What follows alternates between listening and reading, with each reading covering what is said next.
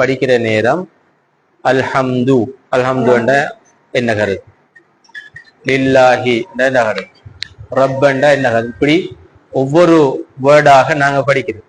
படிச்சுட்டு அதுக்கு பிறகு அந்த மொத்த சூறாவும் என்ன மைய கருத்துல பேசுதுன்னு சொல்லி படிக்கிறோம். அது ஒரு மெத்தட். இன்னொரு மெத்தட் என்னென்றால், குர்ஆனை படிக்கிற நேரம் நாங்க இப்படி படிப்போம். அதாவது தஃப்சீர் மௌதுவயன்ஸ், ஒரு தலைப்பை எடுத்து அந்த தலைப்புல வந்திருக்கிற வசனங்கள் எல்லாத்தையும் தொகுத்து பார்க்குது. அது தஃப்சீர் மௌதுவயன்ஸ். உதாரணமாக பொறுமை என்ற தலைப்படுத்து குர்ஆன்ல பொறுமை சம்பந்தமாக இத்தனை வந்திருக்கிற எல்லா வசனத்தையும் ஒன்று திரட்டி அதை வச்சு பொறுமை சம்பந்தமாக குர்ஆன் என்ன பேசுதுங்கிறது ஒரு கம்ப்ரஹென்சிவான ஒரு மொத்தமான ஒரு பார்வையை நாங்கள் பார்க்கிறோம். இஸ்லாம் குர்ஆன் கண்ணோட்டத்தில் பொருளாதாரம், குர்ஆன் கண்ணோட்டத்தில் இந்த உலக வாழ், அப்படி பார்த்தது. அது ரெண்டாவது மெத்தட். ரைட். இன்ஷா அல்லாஹ் நாங்க இப்ப பார்க்க போறது ரெண்டாவது மெத்தட் தான். ஏன்னா நாங்க ஒரு சூறா தொடங்கினா எங்களோட டைமுக்குள்ள முடிக்கலாம். அதனால நாங்க எங்களுக்கு மிக முக்கியமான ஒரு தலைப்புல குர்ஆன் என்ன பேசுதுங்கிறது நாங்க பார்க்க போறோம். அதுதான் நோன்பு சம்பந்தமாக குர்ஆன் சொல்ற நேரம் சூரத்துல் பக்ராவுல குத்திப அலைக்குமுஸ் ஸியாம் கமா குத்திப அலல்லதீன மின் கப்லிக்கும் லஅல்லக்கும் தத்தகூன், நீங்கள் இறை உணர்வு உள்ளவர்களாக மாறுவதற்காக அல்லாஹ் உங்களுக்கு முன்பிருந்தவர்களுக்கு விதியாக்கப்பட்டதை போன்று உங்களுக்கும் நோன்பை விதியாக்கி இருக்கிறார். இப்ப நோன்பினுடைய இலக்கை பற்றி குர்ஆன் சொல்ற நேரம் அது இறை உணர்வு உள்ளவர்களாக மாற வேண்டும் என்பதற்காக சொல்லி குர்ஆன் பேசு. அதுல அந்த தக்வா என்ற சொல் வருது, அல்லக்கும் தத்தகூன், நீங்கள் தக்வா உள்ளவர்களாக மாற வேண்டும் என்பதுதான் நோன்பினுடைய இலக்கா குர்ஆன். அப்ப இந்த தக்வா உள்ளவர்களாக என்று சொல்லப்படுறதுடைய பொருள் என்ன? இந்த தக்வா என்பதன் மூலமாக என்ன நாடப்படுறதுங்கிறது உண்மையிலே ஒரு தெளிவின்மை உண்டு இருக்காங்க. ரைட். தக்வா சாலிகள் அல்லது என்ன அல்லாஹ்வுடைய அச்சம், அல்லாஹ்வுடைய பயம், இப்படி எல்லாம் என்ன தக்வாண்டா என்னங்கிறதுல ஒரு தெளிவின்மை இருக்கு. அப்ப இன்ஷா அல்லாஹ் நாங்க இந்த கிளாஸ்ல என்ன செய்யலாம் என்றால், தக்வா சம்பந்தமாக குர்ஆன் என்ன சொல்லும், அல்லது முத்தகீன்கள் அவருடைய அடையாளம், அவருடைய பண்புகள், அவருடைய வாழ்வு முறை எப்படி இருக்கும் என்பதை பற்றி குர்ஆன் பேசுகிறது என்கிறத நாங்க இன்ஷா அல்லாஹ் தொகுத்து நாங்க பார்ப்போம். அதுல கிட்டத்தட்ட குர்ஆன்ல தக்வாவோட சம்பந்தப்பட்ட தக்வா அதனோடு சம்பந்தப்பட்ட சொற்கள், உதாரணமா அத்தக்வா, முத்தகீன், இத்தகுல்லா, இப்படி வார இந்த வேர்ட்ஸ்ல கிட்டத்தட்ட 300 இருக்கு. அப்ப 300 இடத்துல அல்லாஹ் தஆலா குர்ஆன்ல தக்வாவை பற்றி, தக்வா உள்ளவர்களை பற்றி பேசுறான். அப்படியான இடங்கள் எல்லாம் நாங்க தொகுத்து பார்க்கறதுக்கு டைம் இருக்குமான்னு தெரியாது. இன்ஷா அல்லாஹ் ஒவ்வொரு சூறாவிலையும் உள்ள அந்தந்த இடங்கள்ல உள்ள வசனங்களை நாங்க தொகுத்து பார்ப்போம். இன்றைக்கு நாங்க சூரா ஆல இம்ரான்ல வசனங்கள் 136 இருந்து வார வசனங்களை தொகுத்திருக்கு. அப்ப அந்த வசனங்கள் எங்கள்கிட்ட என்ன எதிர்பார்க்குது, தக்வா என்பதன் மூலமாக என்ன எதிர்பார்க்கிறதுங்கிறத நாங்க படிச்சு போட்டு முடிவுல நாங்க குர்ஆனை படிக்கிற நேரம் எப்பயும் அது வெறுமனே ஒரு நாலேஜுக்காக நாங்க படிக்கிறது, ஒரு அறிவை மட்டும் எடுக்கிறதுக்காக நாங்க படிக்கிறது. குர்ஆனை படிக்கிறது ஒவ்வொரு வசனங்களையும் படிக்கிற நேரம் அது என்னை நோக்கி பேசுகிறது என்ற அந்த நியத்தோட நாங்க பார்க்கணும். சரி, டிரெக்டா எனக்கு டிரெக்டா இந்த வசனம் பேசு, எனக்கு பர்சனலா இந்த வசனம் இறங்கின மாதிரியான ஒரு ஃபீலிங்கோட தான் நாங்க ஒவ்வொரு வசனத்தையும் பார்க்கணும். அப்ப நாங்க என்ன செய்யணும், அப்படி எடுத்தால் அதை எப்படி எங்கட வாழ்க்கையில இம்ப்ளிமெண்ட் பண்ணலாம், அதை எப்படி நாங்க நடைமுறைப்படுத்தலாம் என்பதை நாங்க பிளான் பண்ணோம், திட்டமிடும். அதைத்தான் அடுத்த பக்கம் நீங்க பார்க்கலாம். இந்த 4 வசனங்களையும் பேஸ் பண்ணி சில கேள்வி எங்களை நோக்கி சில கேள்விகளை நாங்க தொகுத்தியோம். அப்ப இன்ஷா அல்லாஹ் கிளாஸ் முடிஞ்சு போற நேரம் இந்த 4 வசனங்கள்ல ஏதாவது ஒன்றை நாம எடுத்து நடக்கிறோம், ஏதாவது ஒரு சேஞ்ச் எங்கள வரும்.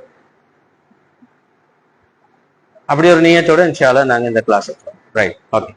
முதலாவது பாருங்க, சாரியு இலா மக்ஃபிரத்தின் மிர் ரப்பிக்கும் வ ஜன்னத்தின் அர்துஹா ஸமாவாத்து வல் அர்ல் உஇத்தத் லில் முத்தகீன்.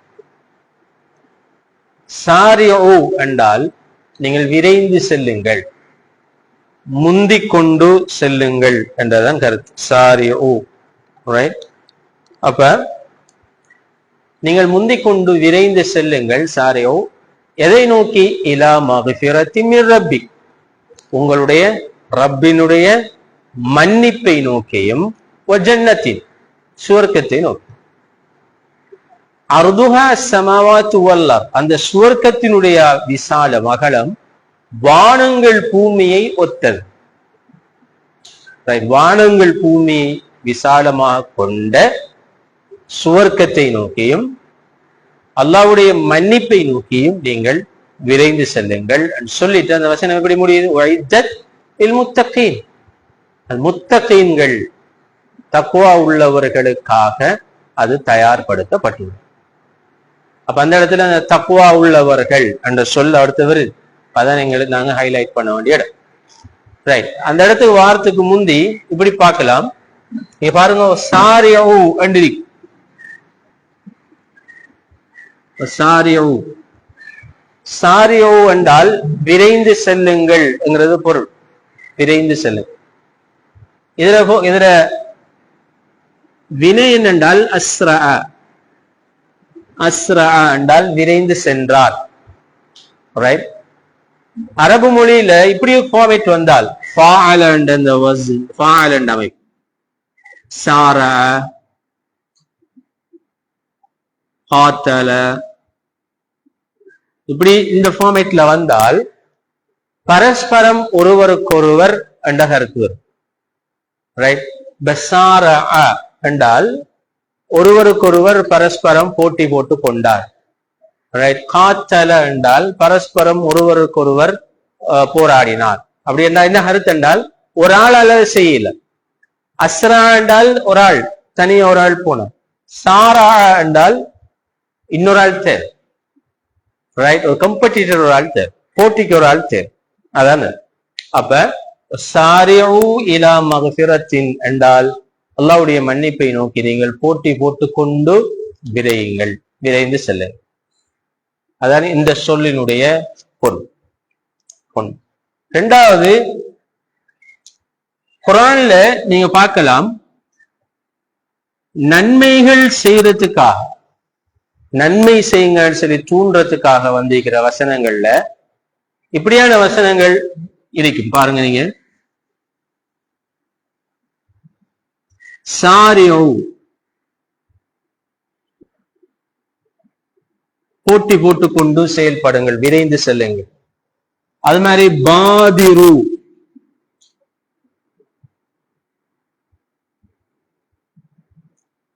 குர்ஆன்லயும் ஹதீஸ்லயும் வார சொற்கள்.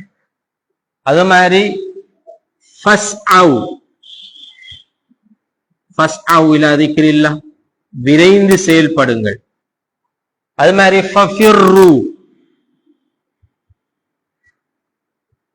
ஃபஃபிர்ரு, இந்த சொல் எல்லாத்தையும் பாருங்க. சாரியு, வேகமாக போட்டி போட்டு கொண்டு விரைந்து செல்லுங்கள்.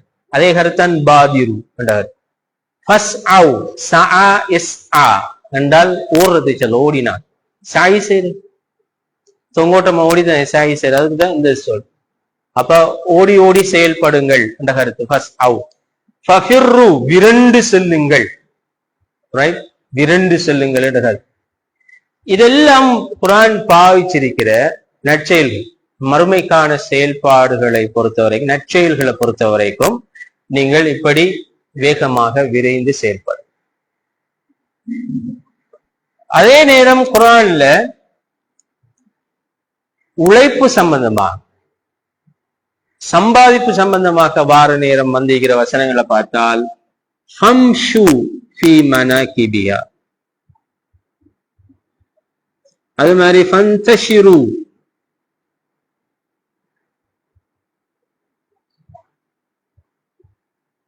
இந்த வேர்ட் தான் குரான் பாவிச்சு. மஷா எம்ஷி என்றால் நடந்தான், ஜஸ்ட் walk. இன்தஷர் என்றால் பறந்து சென்றார். அப்ப நீங்க இந்த அல்லாஹ் உங்களுக்கு விதித்திருக்கின்ற அருள் கொடைகளை, அல்லாஹ் உங்களுக்கு வச்சிருக்கிற அருள்களை நீங்கள் தேடி இந்த பூமியிலே நடந்து செல்லுங்கள் அல்லது பறந்து செல்லுங்கள் அப்படி சொல்ல குரான். அல்லாஹ்வோட மன்னிப்பை நோக்கி போக சொல்ல நேரம், இபாதத்துகளுக்காக போக சொல்ல நேரம், அல்லாஹ் திக்ர் செய்யறதுக்காக போக சொல்ல நேரம் இந்த வேர்ட்ஸுகளை பாவிச்சிருக்கு. அதுல ஒன்றுதான் இது, ஃபஸ்ட் அவ் இலா திக்ரில்லாஹ் வதருல் பை, அது ஃபஃபிர்ரு இலல்லாஹ் சாரியு இலா மக்ஃபிரத்தி மிர் ரப்பிக்கும் வ ஜன்னத்தின் அர்துஹா அஸ்ஸமாவாத்து வல் அர்த். இப்ப எங்களுக்கு விட ஒரு கேள்வி, குரான் இந்த எதிர்பார்ப்பு நாங்க எங்களோட லைஃப்ல நிறைவேற்றுறோம். குரான் இந்த எக்ஸ்பெக்டேஷன், குரான் மறுமைக்கான தேடுதலை பத்தி சொல்ல நேரம் அல்லது நற்செயல்களை நீங்க செய்யறதுக்காக ஒருவருக்கொருவர் உங்களுக்கு மத்தியில போட்டி போட்டுக்கணும், விரைந்து செயல்படுங்க, முந்திக் கொண்டு செயல்படுங்க என்ற ஆர்டர். இந்த உலக வாழ்க்கைக்காக கட்டாயம் நீங்க உழைக்கணும், சம்பாதிக்கணும், அது வெரி இம்பார்ட்டன்ட், அது உங்களோட வாழ்வாதாரம். ஆனால் அதை தேட சொல்ற நேரம் இந்த போட்டி போடுங்க வேர்டை குரான் இங்க பாவிக்காம நீங்க குரான் பறந்து சென்று அல்லாஹ்வுடைய அருளை தேடுங்கன்னு தான் சொல்லுது. ரைட், உலகத்தை சம்பாதிங்க வேர்டு அங்க சொல்லல, அல்லாஹ்வோட அருளை தேடுங்க, அல்லாஹ்வோட அருளை தேடுங்க சொல்ல நேரம் பம்ஷு பந்தஷிர் என்ற வேர்டு தான் குரான் பாவிக்குது. அப்ப அந்த வகையில நாங்க இடத்த கொஞ்சம் யோசிக்கணும். குரான்ல இந்த கட்டளைய நாங்க சில நேரம் மாறி செயல்படுத்துறோமா? நான் உலகத்துடைய ஒழுங்க போக்க நாங்க பாக்குற நேரம் உலகத்தை தேடுறதுக்கு இந்த ஸ்பீடும் மறுமையை தேடுறதுக்கு இந்த ஸ்பீட்லயும் தான் இப்ப உலகம் போயிட்டு இருக்கு. உலகத்தை விடுவோம், அது எங்கேயாலும் போடும். நாம இங்க இருக்கிற நம்மள லைஃப் ஸ்டைல்ல நாங்க அந்த சேஞ்சை நாங்க கொண்டு வர வேண்டிய ஒரு தேவை ஒன்று இருக்கு. நாங்க எதுக்கு போக்கஸ் பண்றோம், கூடுதலாக எங்களோட போக்கஸ் எதுல இருக்குங்கிறது இந்த வேர்ட் எங்களுக்கு தார முக்கியமான ஒரு பாட். ரைட், அது ஒண்ணு.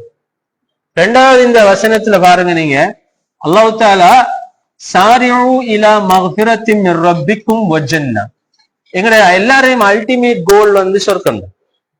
அப்ப சொல்லியிருக்கலாம் நீங்க சொர்க்கத்தை நோக்கி விரைந்து செல்லுங்கன்னு சொல்லிக்கலாம்.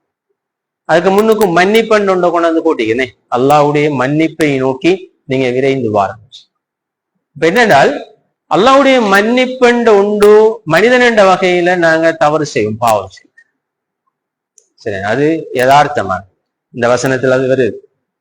அப்ப அந்த யதார்த்தத்தை அல்லாஹ் இங்க பேசுறான். நீங்க உத்தர நபிமார்கள் தான் பாவத்திலிருந்து என்ன விதிவிலக்கு கொடுக்கப்பட்டார். மலக்குமார்களும் அல்ல, நாங்க மனிதர்கள் என்ற வகையில நாங்க தவறு செய்வோம். குல்லு பனி ஆதம் ஹத்தா கைருல் ஹத்தாயின அத்தவ்வாபூன், ஆதமுடைய மக்கள் தவறு செய்யக்கூடியவர்கள், அதுல சிறந்தாக்கள் யார் என்றால் நாங்க தௌபா செய்யறாங்க. அந்த வகையில நாங்க செய்யற தவறுகளுக்கு அல்லாஹ்வின் புறத்தில இருந்து மன்னிப்பு கிடைத்தால்தான் அடுத்த கட்டமே செய்யலாம், சொர்க்கத்துக்குள்ள போகலாம். அப்ப மன்னிப்பு, அல்லாஹ்வோட மன்னிப்புங்கிறது அது மிக முக்கியமானது, எங்களுடைய லைஃப்ல மிகவும் பெருமதியானது, முக்கியமானதுங்கிறத காட்டுறது தான் சொர்க்கத்துக்கு முந்தி அல்லாஹ் தஆலா இந்த மன்னிப்பை நோக்கி விரைந்து செல்லுங்கள் என்ற கருத்தை அவன் சொல்லுகிறார். சொல்லிட்டு அந்த சுவர்க்கம் யாருக்காக தயார்படுத்தப்பட்டுள்ளது? லில் முத்தகீன், முத்தகீன்களுக்காக தயார்படுத்தப்பட்டுள்ளது. எங்களுக்கு தெளிவில்லாம இருக்கிற ஏரியா இதான். யார் இந்த முத்தகீ? பள்ளியில ஜும்மா தொழுவிடுறக்கூடிய மக்கள் கேட்கிறேன் என்றால், நீங்க ஒவ்வொரு ஜும்மாவிலையும் தக்குவாவை கொண்டு வசியத் செய்றீங்க. என்ன, உங்களுக்கு தக்குவாவை கொண்டு நல்லுபதேசம் செய்கிறேன், வசியத் செய்கிறேன், அச்சமூட்டி எச்சரிக்கை செய்கிறேன், அல்லாஹ் ஏவியவற்றை எடுத்தும் விலக்கியவற்றை தவிர்த்து கொள்ளும்படி சொல்லுகிறேன் சொல்லும். என்ன அந்த தக்குவாண்ட என்ன? அந்த தக்குவாவின் மூலமாக எங்கள்கிட்ட நாடப்படுற என்ன, அது பற்றிய ஒரு கிளாரிட்டி ஒன்று எங்களுக்கு இல்லையே என்ற ஆதங்கம் இருக்கு. என்ன இது கேட்டிக்காங்க, அச்சம்பந்தமா சொல்லுங்க. ரைட், இப்ப நோன்பின் மூலமா அவன் தக்குவாண்டா என்ன? தக்குவாண்டா இப்ப அதை எப்படி மெஷர் பண்ற?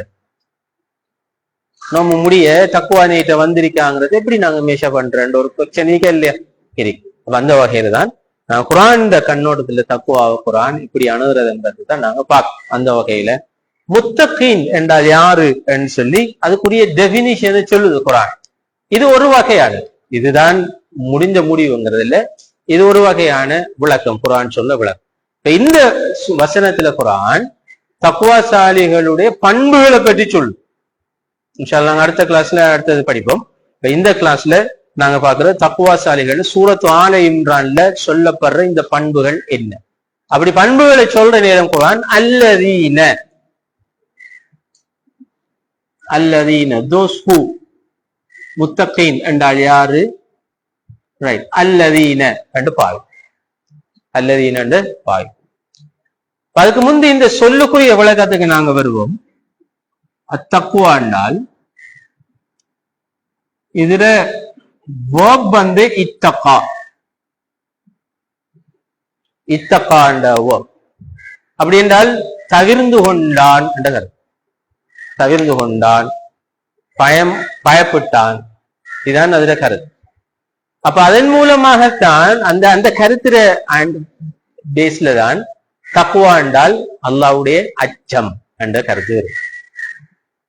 ஆனால் அல்லாஹ்வுடைய அச்சம்ங்கிறதுக்கு தக்குவாக்கு பல இருக்கு. அதுல ஒன்றுதான் அல்லாஹ்வுடைய அச்சம், இறை அச்சம். அல்லாஹ்வின் மீது கொண்ட அச்சத்தின் காரணமாக, அல்லாஹ் தண்டிப்பான் என்ற பயத்தின் காரணமாக ஒரு செயலை செய்யும் அல்லது ஒரு செயலை செய்யாமல் ஒரு உதாரணமா சொல்ல ஒரு அசருக்கு பாங்க சொல்லி பள்ளி போறா இல்லையா என்ற ஒரு போராட்டம். பள்ளிக்கு போகும், ஏன் போறோம்? தொழுகையை விட்டா அல்லாஹ் தண்டிப்பான் என்ற பயத்துல தொழ போறோமா அல்லது வேற காரணத்துக்கு போறோம்? அந்த காரணம் இருக்கா இல்லையா? அந்த காரணம் இருக்கு, அல்லாஹ் தண்டிப்பான் என்ற பயம். ரைட், அப்ப அதால நாங்க தொழ போறோம். காசு தேவை, யார்ட்டையும் கடனுக்கு கேட்கவும் இல்லை. ஆனா ஆக்கள் கடனை தாரத்துக்கு ரெடி இல்லை, ஆனா பேங்க் தாரத்துக்கு ரெடி. ஆனா பேங்க்ல போய் எடுத்தா வட்டி. பேங்க்ல எடுக்கிற இல்லையா? எடுத்தா அல்லாஹ் என்ன செய்வான்? தண்டிப்பான். பயம், அந்த பாவத்தை விடுறோம். என்ன காரணத்தால? அச்சம். அதுவும் தக்குவாதான். ஆனால் அது மட்டும் இல்ல தக்குவா. தக்குவா என்ற சொல்லுடைய மொழிபெயர்ப்பு எப்படி செய்யலாம் என்றால் இறை உணர்வு அல்லது இறை பிரஜை. சதாவும் அல்லாஹ் என்னோடு இருக்கிறான், என்னை அவதானித்துக் கொண்டிருக்கிறான் என்ற அந்த உணர்வுல செயல்படுறதான் தக்குவா. அப்ப அதுல பயம் மட்டும் வரக்கூடாது, பயம் மட்டும் வரக்கூடாது. அடுத்தது என்ன செய்யலாம் வேண்டாம்? அன்பு. அல்லாஹ்வின் மீது கொண்ட அன்பின் காரணமாக நாங்க தொழுவது, அல்லாஹ்வின் மீது கொண்ட அன்பின் காரணமாக நாங்க நோன்பு பிடிக்கிறது, அல்லாஹ்வின் மீது கொண்ட அன்பின் காரணமாக நாங்க என்ன செய்யறது? குர்ஆன் ஓதுறது. அது நல்லமா இல்லையா? அது நல்லது. இதை விட அது நல்லமா இல்லையா? அது நல்ல ஒரு படி மேல். அடுத்தபடி ரிதா, திருப்தி. அல்லாஹ்வுடைய திருப்தியை அடைவதற்காக நாங்க வணக்க வழிபாடுகள் செய்வோம். இப்ப சொல்லுங்க பாப்போம், அல்லாஹ்வுடைய பயத்தால ஒரு வேலையை செய்யறது அல்லாஹ்க்கு விருப்பமா? அல்லாஹ்வோட அன்பு திருப்தியை பெறறதுக்கு ஒரு வேலையை செய்யறது அல்லாஹ்க்கு விருப்பமா? எது விருப்பமா இருக்கு?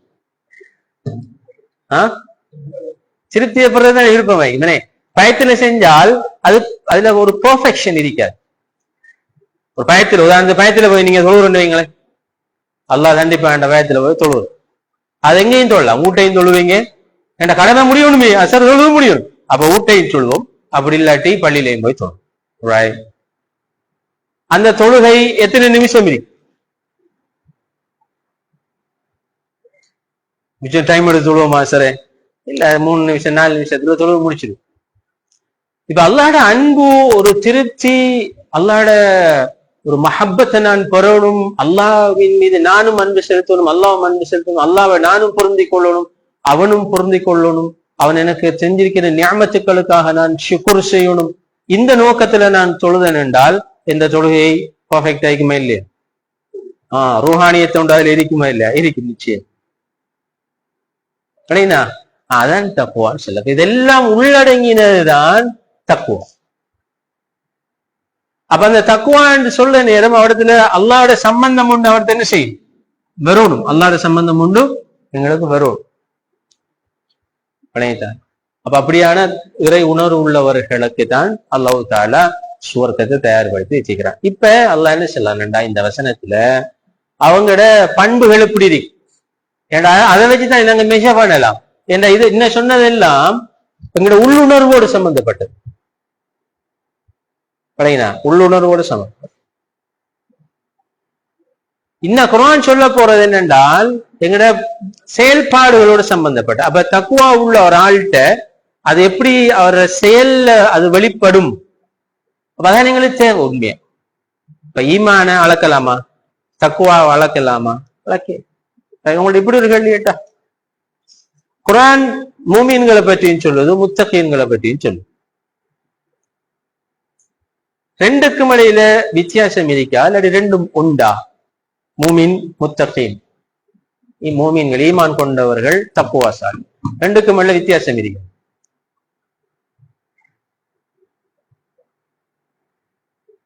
ரெண்டு உண்டு தானே?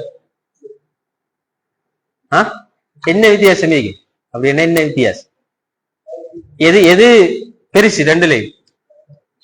தக்குவாதான் பெருசு. எல்லாரும் மூமீன்களா இருக்கலாம், ஆனால் முத்தகியா வாரண்டால் அதுக்கு விசேடமான இது வரும். அதனாலதான் பாருங்க குர்ஆன்ல யா அய்யுஹல்லதீன ஆமனூ இத்தகுல்லாஹ், ஈமான் கொண்டவர்களே அல்லாஹ்வை என்னது அஞ்சிக் கொள்ளுங்கள். அப்படி மொழிபெயர்ப்பு அல்லாஹ்வை அஞ்சிக் கொள்ளுங்கள் என்று வரும். முத்தகீன்களே அல்லாஹ்வை ஈமான் கொள்ளுங்கள் வந்தீங்க இல்ல, மூமீன்களே அல்லாஹ்வை ஈமான் கொள்ளுங்கள் என்றுதான் வந்தீங்க. Right, okay. அப்ப பாப்போம் அந்த பண்புகள்ல முதலாவது பண்பா குர்ஆன் சொல்றது அல்லதீன யுன்ஃபிகூன ஃபிஸ் ஸர்ராஇ வத்தர்ரா. அல்லதீன யுன்ஃபிகூன ஃபிஸ் ஸர்ராஇ வத்தர்ரா.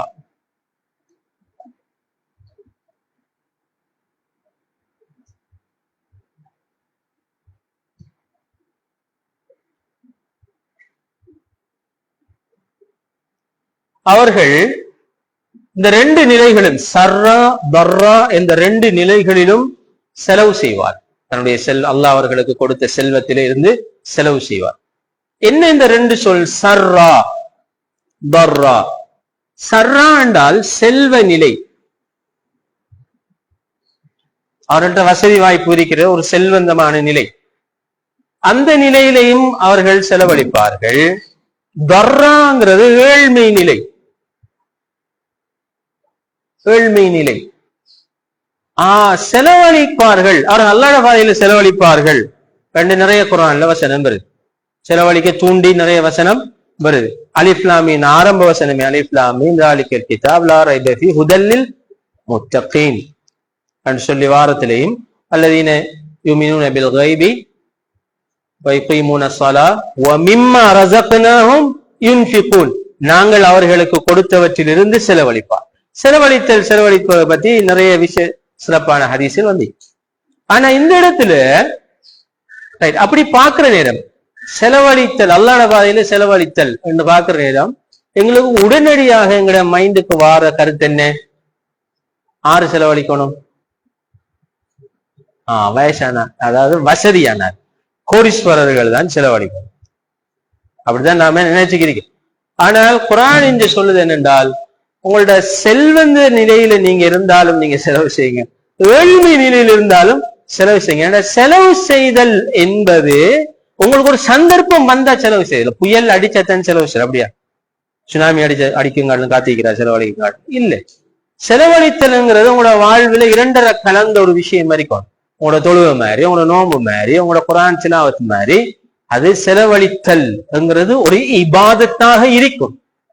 அல்லாஹ் சொல்றானே இன்னல்லாஹ் இஷ்தரா மினல் முஃமினீன அம்வாலஹும் வ அன்ஃபுஸஹும் பிஅன்ன லஹுமுல் ஜன்னah. அல்லாஹ் எங்கட உயிரை, எங்களுடைய கால நேரங்களை சொர்க்கத்துக்காக வாங்கி கொண்ட மாதிரி எங்களுடைய செல்வத்தை என்ன செஞ்சிட்டார்? வாங்கிட்டார். அப்ப நாங்க அல்லாஹ்வோட ஒரு உடன்படிக்கை செஞ்சிட்டோம், யா அல்லாஹ் இந்த கால நேரத்தோட பாதையில் உனக்காக நான் தியாகம் செய்யற மாதிரி இந்த செல்வத்தை நான் செய்யும் செலவழிப்பு சரி நாங்க நீ அல்லாஹ்ட்ட பேசிட்டு வந்து அவ பேசிட்டு வந்தது பிறகு ஏன் அதை வச்சுட்டீங்கிற? அப்ப அதனால குர்ஆன் சொல்லுது என்னென்றால் நீங்க வசதி உள்ள நிலையில மட்டும் அது அப்படி எல்லாரும் செய்யலாம். யார் வசதி உள்ள நிலையில வசதி வந்தாத்தான் செலவழிக்கிறானா? எல்லாரும் செய்யலாமே இல்லையா? எல்லாரும் செய்யலாம். இல்ல, ஏழ்மை நிலையிலையும் நாங்க செலவழிக்கணும். சஹாபாக்களை பாருங்க, அவங்க என்னென்ன லெவல்ல அவங்களோட லெவல்ல அவங்க செலவழிச்சிக்காங்களே இல்லையா, அவங்களோட லெவல்ல அவங்க செலவழிச்சிக்க.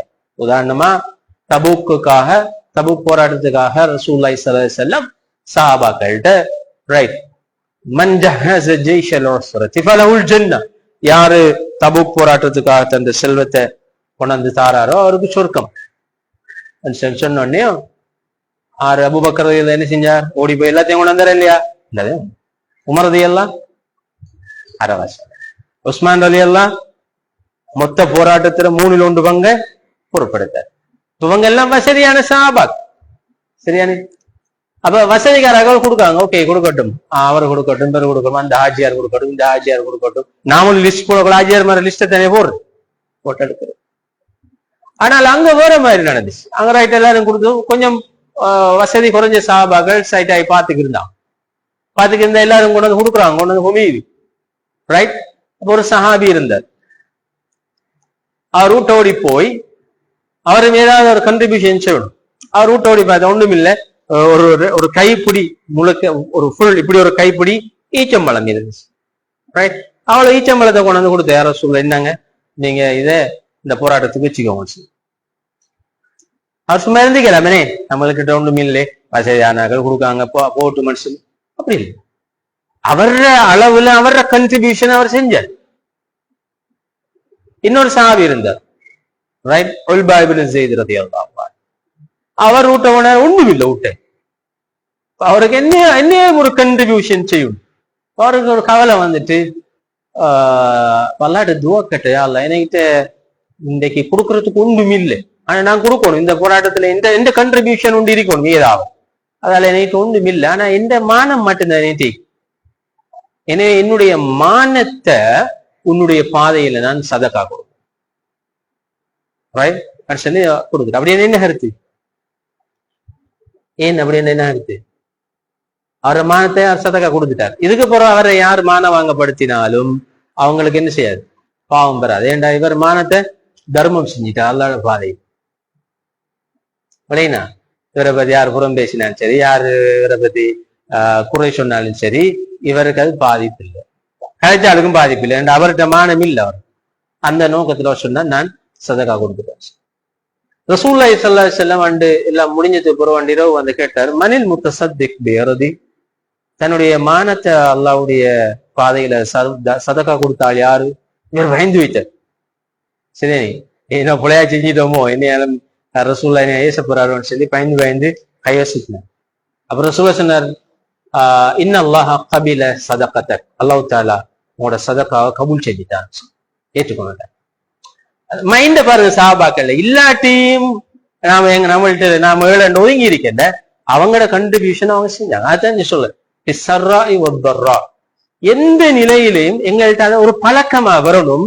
இன்றைக்கு நான் எவ்வளவு செலவழிக்கிறேன் அல்லாஹ்வோட பாதை, அதுல பெனிஃபிட் என்ன? அது ஏன் அல்லாஹ் தஆலா இந்த இடத்துல அதை கொண்டு வந்து போட்டிக்கான், முத்தகி இந்த பண்புல கொண்டு போட்டிக்கான்? என்ன காரணம்?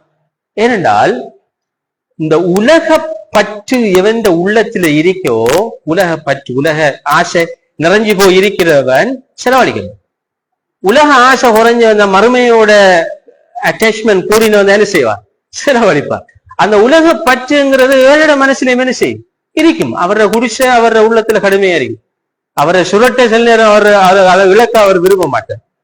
அவர சாதாரண ஒரு பாயா இருக்கும், அதை விளக்க அவர் விரும்ப மாட்டார். அதுவும் உலகத்துல அவர உள்ளத்துல குடி கொண்டிருக்கும். அதை இல்லாமல் காக்கிறது தான் அதுல ஒரு இண்டிகேட்டர்.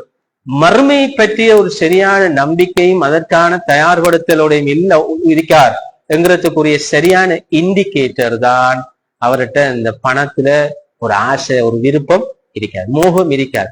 அல்லாஹ்வோட பாதையில அதை என்ன செஞ்சிருவார்? கொடுத்துருவார், இழந்துருவார். ரைட். அதுதான் ரசூலுல்லாஹ் என்கரேஜ் பண்ணினாங்க. அவரோட குடும்பத்தையும் என்கரேஜ் பண்ணாங்க, பிள்ளைகளையும் என்கரேஜ் பண்ணாங்க. இப்படி ஏழ்மை நிலையிலையும் நாங்க செலவழிக்கணும் என்ற அந்த விளையிட்டா. பாருங்க, தக்குவா உள்ள ஆள்ல முதலாவது அடையாளமாக குர்ஆன் சொல்றது, அவர்கிட்ட உலக ஆசை இருக்கார், பணத்தின் மீது மோகம் இருக்கார். அவர்கிட்ட கஷ்டம் வறுமை இருந்தாலும் சரி, அவர் நல்ல வசதி உள்ள நிலையில இருந்த எந்த நிலையிலையும் அல்லாஹ்வுடைய பாதையில செலவழிக்க வேண்டி வந்தா அவர் என்ன செய்வார்? செலவழிப்பார். அவர அமௌண்ட் கேட்ட நன்மையா அல்லது அவர பெர்சன்டேஜ் கேட்ட நன்மையா? நன்மை பெர்சன்டேஜ் தான் நன்மை. இப்போ ஒரு பெரிய ஆஜி அவர் ஒரு கோடி ரூபாய் கொடுக்க, அண்டைக்கு உழைச்சி வாழ்ற ஒரு ஆள் ஒரு 100 ரூபாய் கொடுக்க, அவர் சம்பளம் 1000 ரூபாய் 1200 ரூபாய்க்கு அவர் ஒரு 100 ரூபாய் கொடுக்க. இந்த ரெண்டுலயும் நன்மை கூட இருக்கு.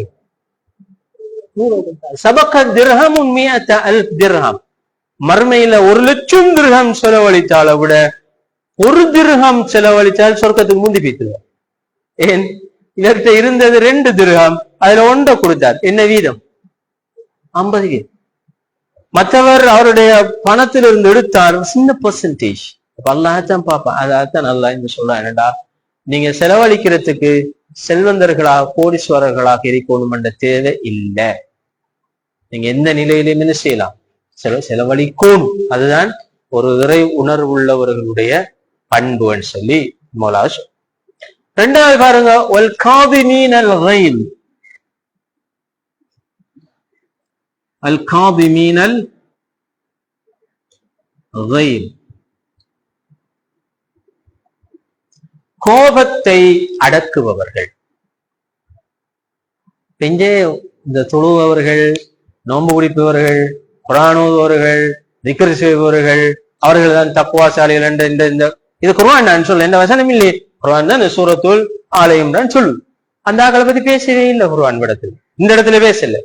என்னென்றால் அந்த ஆட்கள்ல அப்படியான ஆட்கள் அவங்களும் தக்குவா உள்ளவர்கள் தான். தொழுபவர்கள், நோன்பு குடிப்பவர்கள், குர்ஆன் ஓதுபவர்கள், திக்ர்.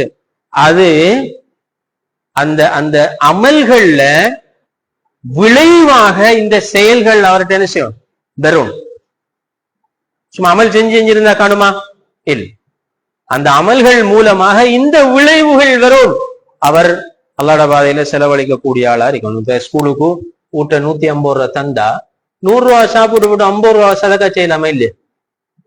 ஏழுமே இல்லையா? என்ன 150 ரூபாய் தான் சாப்பிடணுமா? இல்ல அப்படி ஒருத்தையா நாங்க இப்ப ஸ்கூல் லைஃப்ல இருந்து பழகலாமா? உங்களுக்கு இல்லையா? பழகலாம். ரைட். ஊட்ட எவ்வளவு சார் உங்களுக்கு எவ்வளவுதான் சொல்லுங்க. 150 ரூபாய் தான் தெரியுமா? அதுதான் சொல்லுங்க. ரைட். அதுல 100 ரூபாய்க்கு சாப்பிடலாமா? இல்லையா? நான் காலத்தப்பாடு அவரது 100 ரூபாய் தான் கடையில வாங்குறோம். வீட்டு கட்டு சரியா? 100 ரூபாய்க்கு வாங்க. 50 ரூபாய் நாங்க சதக்காய்ச்சி. இப்ப இங்கிருந்து இப்ப இந்த வயசுல இருந்து என்ன செய்யணும்? நாங்க அதை பழவோம். அடுத்து ஒரு காதிமீனல் கைல், கோபத்தை அடக்குதல். என்ன கோபம் என்றா? எங்க கோபம் பாரு, ஒரு உணர்வு கொந்தளிப்பு தானே கோபம். ரைட். அதாவது அந்த கோபத்தை சொல்லுவாங்க எங்களை நாங்கள் தண்டித்துக் கொள்ளுதல். கோபத்துக்குரிய விளக்கம் சொல்ல நாமளே தண்டித்துக் கொள்ளுதல். அதான் கோபம். தேவையில்ல வருஷாம. ஆனால் வெறும் எங்களோட உணர்வு ரீதியான கொந்தளிப்புகள்ல கோபம் ஒரு மனுஷனுக்கு வரக்கூடிய வாய்ப்புகள் இருக்கு. அப்படி கோபம் வந்தாலும் அந்த கோபத்தை கட்டுப்படுத்துதல், அது இறை உணர்வு உள்ள தக்வா உள்ளவர்களுடைய ஒரு வெளிப்பாடுன்னு சொல்லி இந்த சூறாவுல அல்லாஹ் தஆலா சொல்றார். ஏன்? கோபம் ஷைத்தானுடைய ஒரு கோபம் வந்தா என்ன நடக்கும்? எங்கட உறவுகள் துண்டிக்கப்படும். மற்ற மனிதர்களோட நான் யாரோட கோபப்பட போறோம்? செவரோட பார்த்து கோபப்பட்டிக்கணும் இல்லை? கோபமோட வரும், பாப்பாவோட வரும், சகோதரங்களோட வரும், சேர்மாரோட வரும், ரோட்ல போறாக்களோட வரும். ரைட். ஒரு ஆள் சைக்கிள்ல ஓடி போகல டக்குன்னு திருப்பிட்டான்னு தாராளமா இஸ்லாம் என்ன நீங்க திருப்பி அப்படி கேட்குமா? இல்லை, முதலாவது ஏற்றித்தானே. ரைட். அப்போ கோபம் இயல்பாக வெளிப்படும். ஆனால் அப்படி கோபம் வார நேரம் அதை நாங்க அப்படியோ மென்று விழுங்குதல். அதே வேர்டு காவாம என்றால் அப்படியோ மென்று விழுங்கினா அப்ப அந்த கோபத்தை நாங்க அப்படியே அடக்கி போடுறோம். அது உயர்ந்த பண்பு. ரசூலுல்லாஹி ஸல்லல்லாஹு அலைஹி வஸல்லம் சொன்னாங்க, யாரு கோபத்தை அவனுக்கு வெளிப்படுத்த இயலும் என்றிருக்கிற கட்டத்திலும் கோபத்தை அவருக்கு வெளிப்படுத்த இயலும். அது இப்படி ஈச்சா வெளிப்படுத்தலும், அல்லது அடிச்சு வெளிப்படுத்தலும், அல்லது குறைஞ்சது எங்கட பாடி லாங்குவேஜ்ல வழங்கு, எங்கட முகத்தை பார்த்து ஆள் கடன் கோபத்திலேக்காரண்டு வழங்கு, அப்படி ஏதோ ஒரு வகையில வெளிப்படுத்தலும். ஆனால் அப்படி வெளிப்படுத்தாம ஒரு ஆள் சாந்தமாக அது அப்படியோ மென்று விழுங்கினால் நாளை மறுமையில் அல்லாஹ் தஆலா அவரை சொர்க்கத்துல எல்லா படைப்புகளுக்கு முன்னாலேயும் அவரை கூப்பிட்டு சொல்வான், நீங்க சொர்க்கத்துல உங்களுக்கு விரும்பின ஹோர்லீன்களை தெரிவு செய்யலாம் சொல்லி சொல்லுவாங்க. சிறுப்பனே ஹோர்லீன்கள் சரியானே. அப்படின்னு என்ன கருத்து? சொர்க்கத்துல உயர்ந்த பதவி அல்லாஹ் கொடுப்பான். அந்த கோபத்தை கட்டுப்படுத்துறாங்களே, அந்த கோபம் அதுல விளைவு அவ்வளவு பயங்கரமான கோபத்தை நாங்க நடைமுறைப்படுத்திருவீங்களே, அதுல விளைவு பயங்கரமான. அப்ப ஏன் அது முற்படுத்தப்பட்டிருக்கின்ற? நாம மனிதர்கள் என்பவர்கள் ஒரு சமூக பிராணி, நாங்க சமூகத்தோட சேர்ந்து வாழ வேண்டிய. குர்ஆன்ல பொறுமையை பற்றி நாம இந்த தக்குவா பத்தி பேசுற மாதிரி குர்ஆன்ல பொறுமையை பற்றியும் பேசிக்கிறான். பொறுமையை 6 வகைப்படுத்தி, பொறுமையை குர்ஆன் 6 வகைப்படுத்தி சப்ரு ஃபில் குர்ஆன் சொல்லி ஷேக் ஃபர்தாவி ஒரு புத்தகம் எழுதிக்கிறார். அதுல 6 வகை. அதுல ஒன்று அஸ்ஸப்ரு ஃபி அலாகாத்தில் இன்சான். மற்ற மனிதர்களோட நாம கலந்து பகிர்ந்து வாழ்ற நேரம் அவங்களால வார அந்த கஷ்ட நஷ்டங்களை பொறுத்துக்கிறீங்க. இப்ப நாம தனியா வாழலாமா? இப்ப நான் இலக்கியல ஊட கட்டிக்கு இருப்போமா? டாக்டர் ஒருத்தருடைய ஒரு சாவாசம் தேவை அப்படி இருப்போமா? இருக்க மாட்டோம்.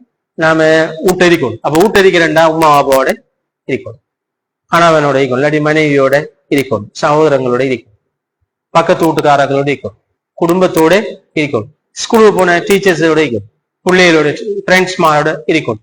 அப்படி ஆக்களோட இருக்கிற நேரம் எல்லாரும் எங்களோட ஒத்தி செஞ்சு வருவாங்களா? இல்ல, முரண்பட்ட கருத்துக்கள் உள்ளாக்கள் இருப்பாங்க. இப்ப ஊட்டையே உங்க வீட்டு எத்தனை பேர்? 5 பேர். 5 பேரும் ஒரே கருத்துல இன்றைக்கு மீன் கறியாக்கி 5 பேரும் தின்மையில சாப்பிடுவோமா? இல்லையே. ஒரு ஆளால முரண்டு போடுவோமே, இன்னும் ஒரே மீன் ஆக்குறேன் எனக்கு இறைச்சி ஆகிட்டாங்கன்னு சொல்லி இப்ப வீட்டு வழியே உம்மா மாதிரி மீனும் ஆக்கி இறைச்சி மாக்குறேன். ஒரு பிள்ளை மீன், ஒரு பிள்ளை இறைச்சி, அப்படிலாம் மீனுக்குத்தானே இது முரண்பாடு. அந்த முரண்பாடுகள்ல எப்படி நாம இணைஞ்சு போகலாம் என்றுதான் பார்க்கணுமே தவிர நாம என்ன செய்ய பிரிஞ்சு போகல. அப்படி பிரிஞ்சு போறது அல்லாஹ் விரும்பல். ரசூலுல்லாஹி ஸல்லல்லாஹு அலைஹி வஸல்லம் சொன்னாங்க, அல் முஃமின் அல்லதி யுகாலித்து الناس ويصبر على أذاهم خير من المؤمن الذي لا يخالط الناس ولا يصبر على أذاهم. மனிதர்களோட மூமின்களோட சேர்ந்து வாழ்ற மூமின், அப்படி சேர்ந்து வாழ்ற நேரம் அவங்களால வார கஷ்ட நஷ்டங்கள், நெருக்கடிகள், ரைட், சில கனாட், நம்ம ஒரு பாஷையில சொன்ன கனாட்டு, அந்த கனாட் எல்லாத்திலையும் பொறுமையா இருக்கிற ஆட்கள் தான் அல்லாஹ்க்கு விருப்பம். அப்படி இல்லாமலுக்கு தீர்த்த ஒன்னது இந்த மக்களோட சேர்ந்து வாழாம ஒதுங்கி வாழ்றாக்களை விட. சில ஆட்கள் சொல்றேன் ஊரை விட்டு போட்டு போகணும் பலி, இல்லாட்டி எங்கேயாலும் போய் வாழணும், எங்கேயாலும் போய் ஒரு மலையாளி வாரத்துல அதை இஸ்லாம் ஏற்றுக்கொள்ளும். நீங்க மக்களோட வாழுங்க, அவங்களோட வார கஷ்ட நஷ்டங்களை நீங்க பொறுமையாக ஏற்றுக்கொள்ளும். அப்ப அப்படி பலர நேரம் எங்களுக்கு சில கோபம் பெறும். சொல்லு உமா கூப்பிட்டுமா நாங்க கடைக்கு போய் தேங்காய் வாங்கிட்டு வாங்க சரி, நான் போய் நோம்போட தேங்காய் வாங்கி வந்தாச்சு. வந்துடுறேங்க சொல்ல அல்லாவே வெங்காயம் வாங்கிச்சல ஆயிரத்தி பேத்தன்னு சொன்னா நீங்க என்ன சொல்லி அவம்மா நான் போய் வாங்கிட்டு வாங்க என்று அப்படி வாங்கிட்டு வருவீங்களா? இல்லாட்டி சொல்லுங்க, உண்மையை சொல்லுங்க, என்ன நடக்கு?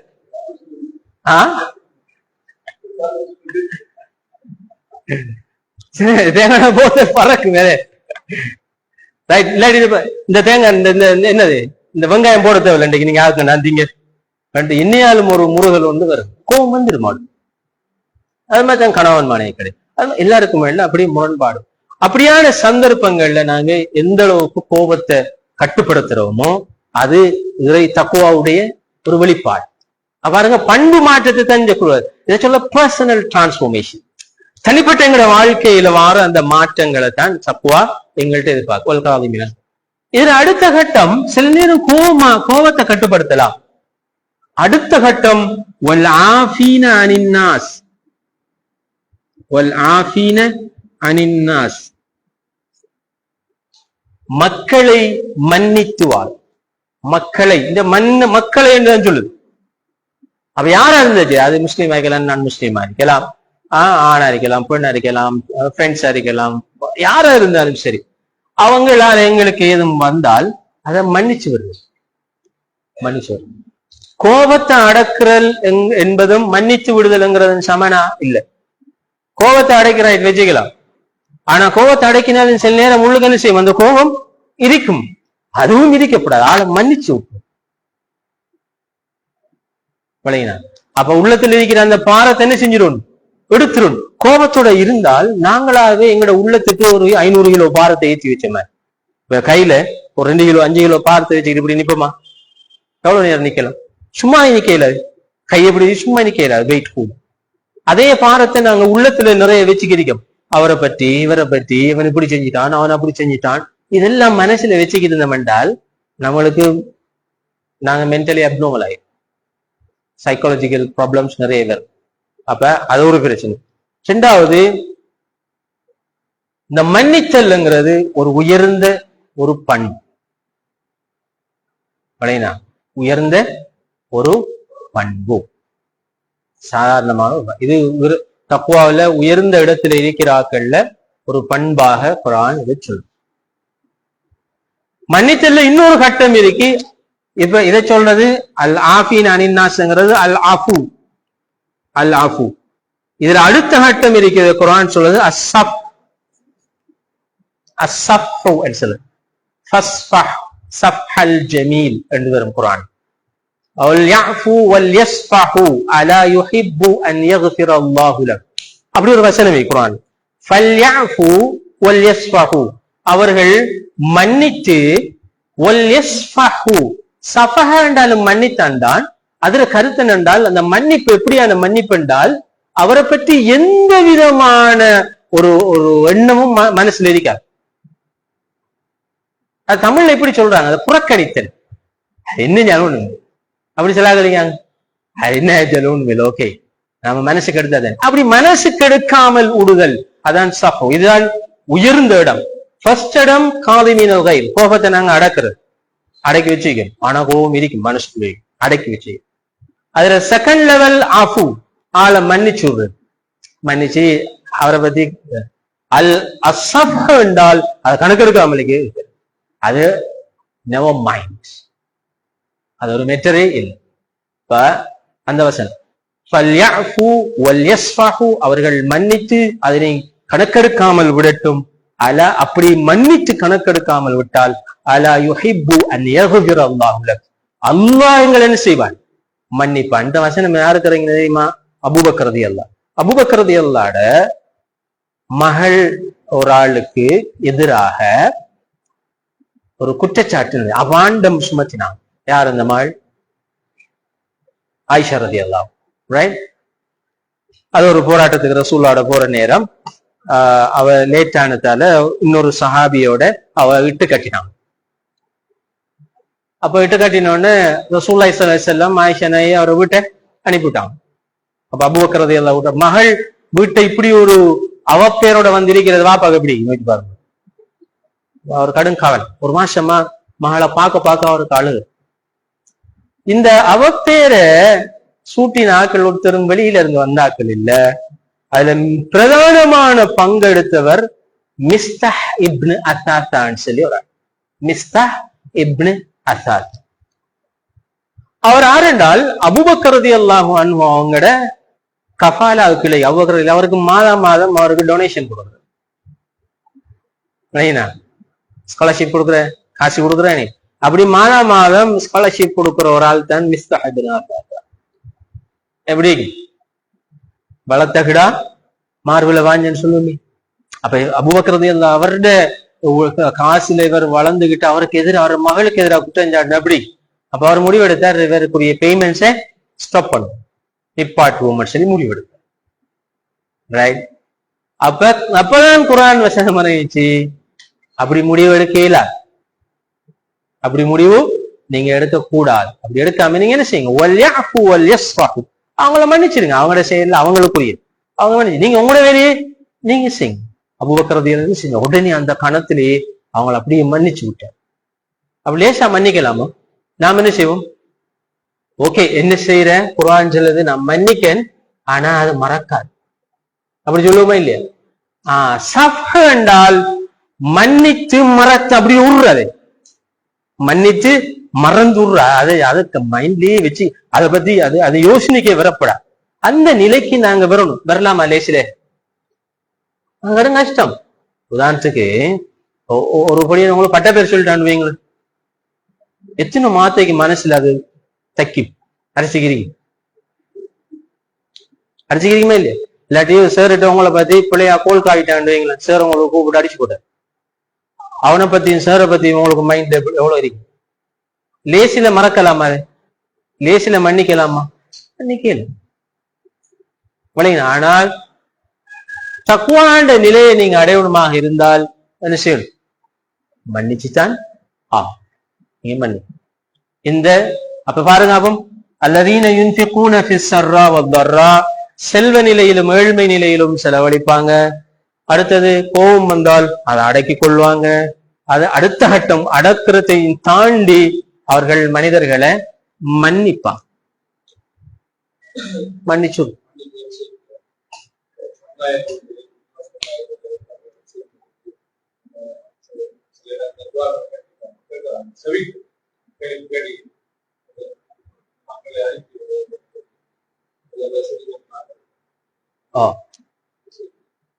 உண்மையா சகிச்சு நாங்க துவா கேட்கறது இஸ்லாத்துல அனுமதிக்கப்படல. அவங்களோட துவா எப்படி அமையணும் என்றால், யா அல்லாஹ் இவர்களுக்கு ஹிதாயத்தை கொடு, ஹிதாயத் இல்லாட்டி நீ செய், உன்னுடைய தண்டனையை நீ கொடுவேன்னு சொல்லி தான் கேட்கலாமே தவிர நாங்க அவங்கள சவிச்சு செய்யலாம். அப்படி கேட்கற இப்படி இந்த ஸ்டைல் தான் சரி. ரசூல் அப்படித்தானே கேட்டீங்க. இப்ப முதலாவது நடவடிக்கையை பாருங்க. தாய்ஃப்ல இருந்து வார நேரம் ரசூலாட்ட அல்லாஹ் தஆலா மலக்குமார்களை அனுப்பி கேட்டா இவங்களை அழிக்கையாச்சு. அதுக்கு ரசூல் என்ன செய்யணும்? அனுமதிக்கல. அப்ப அனுமதிக்காமலுக்கு அல்லாஹ் என்ன செஞ்சான் என்றால், ரசூல் என்ன செஞ்சார் என்றால், அவங்களோட சந்ததியில் இருந்தாவது அல்லாஹ் வணங்குறாக்கள் வருவாங்க, நான் அதெல்லாம் மன்னிச்சுட்டேன். அதான் முதலாவது. சபித்தல் என்கிற இடத்துக்கு வாரத்துக்கு முந்தி நீங்க பாருங்க, அல்லாவே என்ன செஞ்சான் என்றால், சமூகங்கள் அழிவிரி தனி சமூகங்கள் அழிவை நீங்க பார்த்தீங்க என்றால், இப்ராஹிம் அலைஹிஸ்ஸலாத்துக்கு முந்தின சமூகங்கள் தான் அழிக்கப்பட்டதை பத்தி சொல்லுது.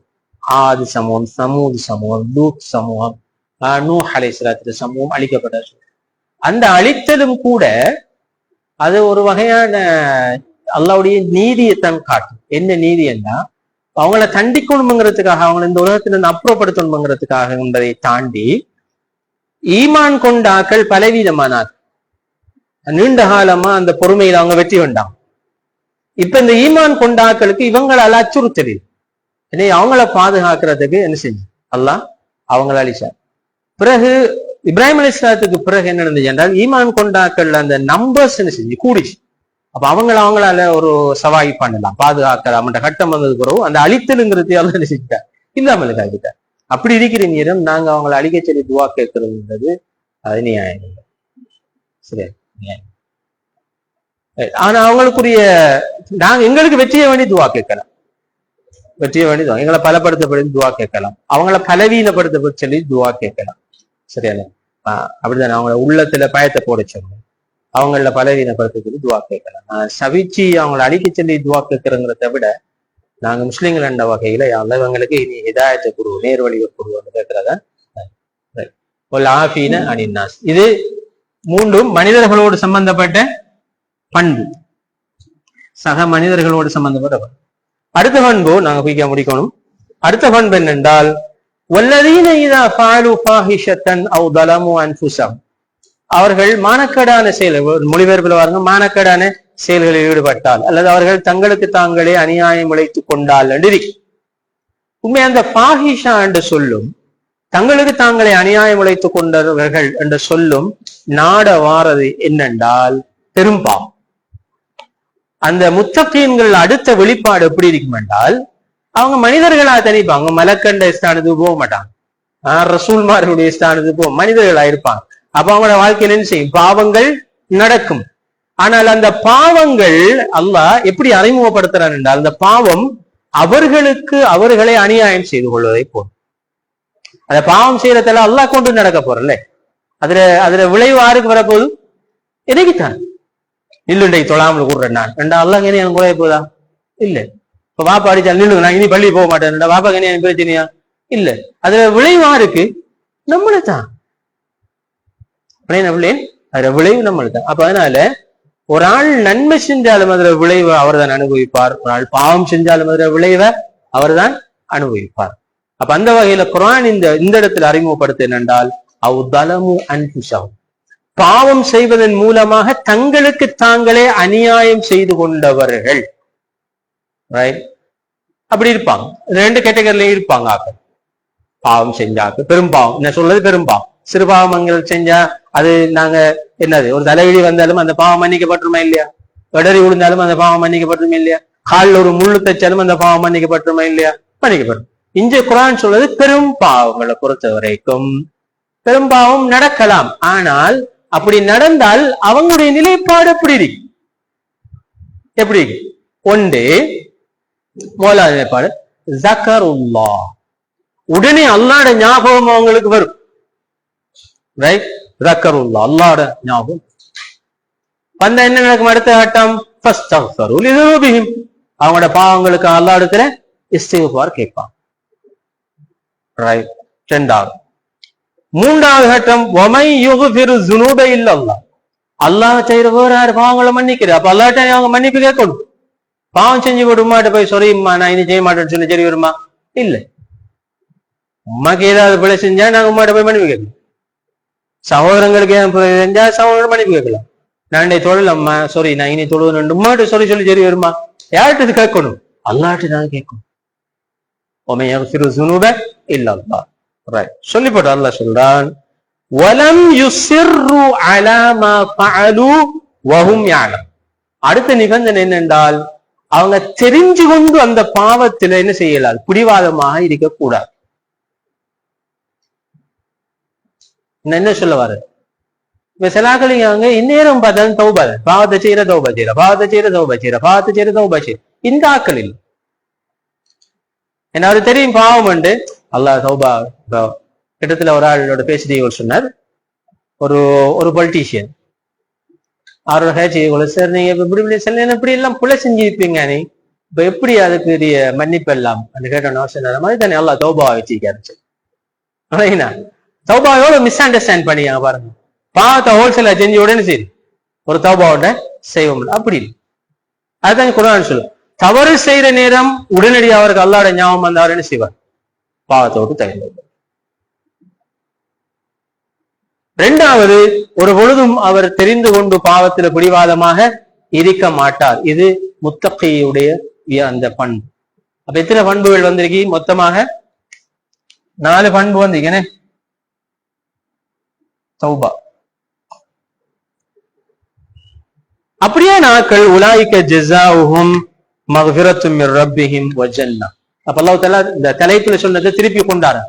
இந்த பண்பு உங்கள்கிட்ட இருந்தால் என்ன, நீங்க செல்வத்திலையும் சரி ஏழ்மையிலையும் சரி செலவழித்தல் என்ற அந்த பண்பு உங்கள்கிட்ட வரும்.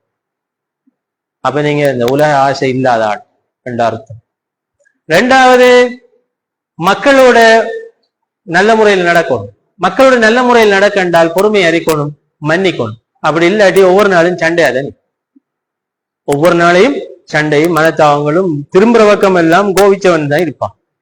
அப்படி இல்லாட்டி என்ன நடக்கும்? நீங்க மன்னித்தல் என்ற பண்பு உங்கள்கிட்ட வரணும். அடுத்தது, நீங்க தவறு செஞ்சால் உடனடியாக அதுக்கு அல்லாஹ்விடத்துல பாவ மன்னிப்பு கேட்கணும். அறிந்து கொண்டு அந்த பாவத்தை செய்யறதோ அதுல பிடிவாதமா இருக்கிறதோ அப்படியான முத்தகீன்கள்ட்ட இருக்க மாட்டாது. அப்படி நீங்க இருந்தால் உலாயிக்க ஜஸாஉஹும் மக்ஃபிரத்தும் மிர் ரப்பிஹிம் வ ஜன்னah, அல்லாஹ் அவர்களுக்குரிய கூலி அல்லாஹ்வுடைய மன்னிப்பும் சுவர்க்கமுமாக இருக்கும். அந்த சுவர்க்கத்திற்கு கீழே சதாவும் ஆறுகள் ஓடிக்கொண்டிருக்கும். அவர்கள் நிரந்தரமாக அந்த சுவர்க்கத்தில் இருப்பார்கள். வ நிஅம அஜ்ருல் ஆமீன். இந்த சுவர்க்கம் செயல்படுகின்றவர்களுக்கு சிறந்த ஒரு கூலி. யாருக்கு? செயல்படுறார்கள். இப்ப இதை ஒரு நாலேஜா நாங்க எடுத்தீங்க. இதை இப்ப எங்களுக்கு ஒரு அறிவு வந்துட்டா, தக்குவா என்றால் யார், என்ன தக்குவாசாலி யார், இந்த நாலேஜ் வந்து இந்த நாலேஜோட இருந்த எங்களுக்கு சொர்க்கம் கிடைக்குமா? இல்லை. இதை நாங்க செயல்படுத்தும், நடைமுறைப்படுத்தும். ரைட்? எப்படி நடைமுறைப்படுத்துற? அடுத்த பக்கம் பெறட்டுங்க. இப்ப இந்த கேள்வி எங்கள்கிட்ட கேட்டு பார்க்கும், நான் வணக்க வழிபாடுகளில் போட்டி போட்டுக்கொண்டு முந்திக்கொண்டு செயல்படுகிறேனா? ஒரு போட்டி மனப்பான்மை, நான் நன்மையை எடுக்கணும், நிறைய நன்மை எடுக்கணும், சொர்க்கத்துக்கு போகணும் என்ற அந்த போட்டி வாஞ்சை அதோடைய நாங்க இபாதத் செய்யறோம். இல்லாட்டி எங்களை தள்ளி ஸ்டார்ட் ஆகும். பின்னால நின்று தள்ளிட்டு ஒரு 15 வாங்கி சொல்லிட்டு போகலையான்னு கேட்டு அனுப்புறா. இல்லாட்டி நான் உலக வாழ்வு மறுமை வாழ்வு இவை இரண்டிலும் எனது உள்ளம் எதனை கூடுதலாக விரும்பி செயல்படு. நான் சொன்னேனே, சாரியோ இலாமாகிறா ஃபஃபிர்ரு இலல்லாஹ் ஃபஸ்அவு இலா திக்ரில்லாஹ் இதா அல்லது ஃபம்ஷு ஃபீ மனாகிபியா. உலகத்தை தரண்டா என்ன சொல்லுதோ, வேகமா போக சொல்லுதா, ஸ்லோவா போக சொல்லுதா? ஸ்லோ, நடந்து போங்க. சரி, மறுமையை தேடக்கூட என்ன சொல்லுதோ, ஸ்பீட் அப் பண்ண சொல்லுது. இப்ப நாங்க எதுக்கு ஸ்பீட் அப் பண்றோம், எதுக்கு ஸ்லோவா போறோம்? அவரை வாழ்க்கை நீங்க மத்தால பார்க்க உங்களை பாருங்க. பந்தஷுரு பறந்து செல்லுங்கள். வேகம் இல்லையாது, நீங்க பறந்து செல்லுங்க. இந்த ஷரைகா இல்ல, இந்த ஷரைக்கு அப்படி வர, இந்த ஷரா பறந்து செல்லது.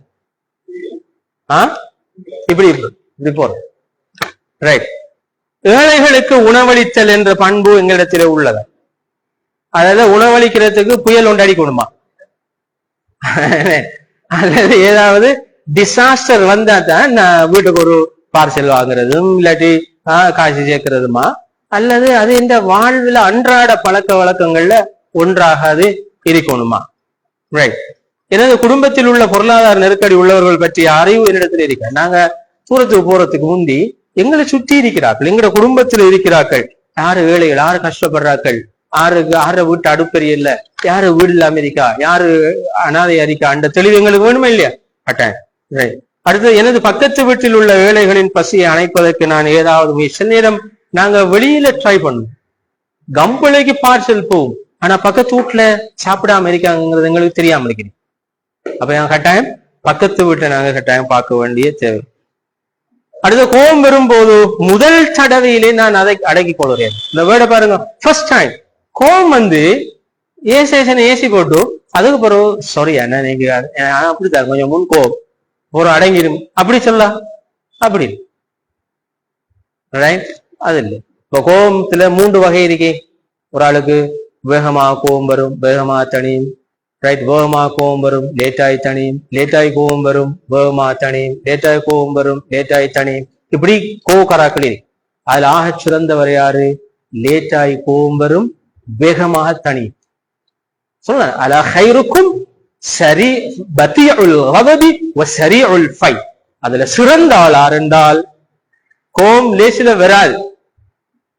அப்படித்தான் இனியாலும் ஒருவன் கிட்டி தன்னை நீ கோவத்தை எடுத்துட்டான்டா, அது போய் என்ன செய்யும், மனசு விட்டு போயிட்டு. அதுதான் சிறந்தது. ஆக கெட்ட கோவக்காரனார் என்றால் குயிக்கா கோபம் வரும், ஆனா லேசில வந்து செய்யாது. அது வருஷ கணக்குல வச்சுக்கிறது செய்யலாம். நீங்க இப்படி செஞ்சால்தானே ரொம்ப நம்மளுக்கு ஞாபகம் இருக்கே இல்லையா? அது அந்த இடத்துக்கு நாங்க வந்துடப்படாது. அப்ப கோபம் எங்களுக்கு லேஸ்ட் ஆகி வரும், வேகமாக தனியும் என்ற கட்டத்துக்கு நாங்க வரோம். அடுத்தது, எனது கோபத்தை கட்டுப்படுத்தாததன் விளைவாக நான் எத்தனை உறவுகளை இழந்துள்ளேன். எண்ணி பாருங்க, எத்தனை ஃப்ரெண்ட்ஷிப் நீங்க இழந்துட்டீங்க. கோபம் வந்ததால கதிரத்துக்கு அடிச்சது, பின்னால குத்தினது, இல்லாட்டி ஏசினது, அப்படியா பேசாமல் கூப்பிட்ட உறவுகள் இருக்கா இல்லையா? உறவு இருக்கும். அது மாதிரி தான் குடும்பத்தில் ஹஸ்பண்ட் ஒய்ஃபுகள்ல அந்த இருக்க பிளவு வரும், சகோதரங்களுக்கு இடையில பிளவு வரும், பக்கத்து வீட்டுக்கு கோபம், ஒரு வேர்ட், ஒரு வார்த்தை அதை கண்ட்ரோல் இல்லாம பறந்துட்டு, அதனால அந்த உறவு இல்லாமல் போய். ரைட். எனது கணவனுடன் பொறுமையாக இருக்கிறேனா, அது நீங்க மனைவியுடன் பொறுமையாக இருக்கிறேனான்னு பார்க்க. எனது பிள்ளைகளுடன் பொறுமையா இருக்கிறோமா? வயசு போன எங்களுடைய பெற்றோர்கள் திருப்பி திருப்பி ஒரே வேர்டு விஷயத்தை கேட்பான், பாஞ்சு வச்சிருக்கோம். ஏனே அப்படி இல்லாமலுக்கு நாங்க அவங்களோட பொறுமையா இருக்கிறோமா? எங்களுக்கு கீழே வேலை செய்யறாங்க, எங்களோட இருக்கிறார்கள், அவங்களோட பொறுமையா இருக்கிறாங்க. நாங்க தவறு செஞ்சால் உடனடியாக அல்லாட ஞாபகம் பெறுதா, அல்லாஹ் பாத்திக்கிறான், தௌபா இல்லை அல்லாஹ் பாத்திக்கிறானே, அந்த உணர்வு எங்களுக்கு உடனே பெறுகிறதா? நமது பாவங்களில் நாங்கள் பிடிவாதமாக இருக்கிறோம். அப்படி யோசிச்சு பாருங்க, ஏதாவது ஒரு பாவத்தை நான் தொடர்ந்து, இது பாவம் தான், ஆனா நான் தவிர்ந்து கொள்ளாம அதை தொடர்ந்து செஞ்சுட்டு வாரேன், அப்படி ஏதாவது இருக்கா எங்கள்கிட்ட? என் பாவங்களுக்கு தௌபா செய்கிறேனா, அது உண்மையான தௌபாவாக இருக்கிறதா? இவ்வளவு கேள்வியும் பாருங்க, அந்த 4 வசனத்துல கருத்தையும் பிரதிபலிக்குதா இல்லையா? பிரதிபலிக்கும். அப்ப இந்த கேள்விக்கு நாங்க சரியா ஆன்சர் பண்ணினவன்டா இந்த குர்ஆன் வசனம் சொல்ற முத்தகீன் என்ற லிஸ்ட்ல ஒரு அளவுக்கு நாங்க என்ன செய்யலாம், எங்களை பேரை சேர்க்கணும். எங்களுக்கு கேள்விக்கு சரியான ஆன்சர் இல்லைண்டா நாங்க ட்ரை பண்ணணும், எப்படியோ இந்த முத்தகீன் என்ற லிஸ்ட்ல என்ன கொண்டு வரதுக்கு நான் இதை மெல்ல மெல்ல என்ன செய்யணும், டெவலப் பண்ணி கொண்டு வரணும் சொல்லி நாங்க நினைப்போம். விளையிட்டா இது முத்தகீன் என்ற அந்த சொல்லுக்கு குர்ஆன் சொல்ற சூரா ஆல இம்ரான்ட வரை விளக்கணும். இன்ஷா அல்லாஹ் நாங்க அடுத்த கிளாஸ்ல சூரத்துல் ஹஷ்ர், அதுவும் முத்தகீன்களை பற்றி, முத்தகீன்கள்ல வாழ்வு ஸ்டைல் எப்படி இருக்கும் என்றதை பற்றி சொல்லுது. இன்ஷா அல்லாஹ் நாங்க அடுத்த கிழமை சுப்ஹானக்கல்லாஹு வ பிஹம்திக் அஷ்ஹது அன் லா இலாஹா இல்லா அன்த அஸ்தக்ஃபிருக்க.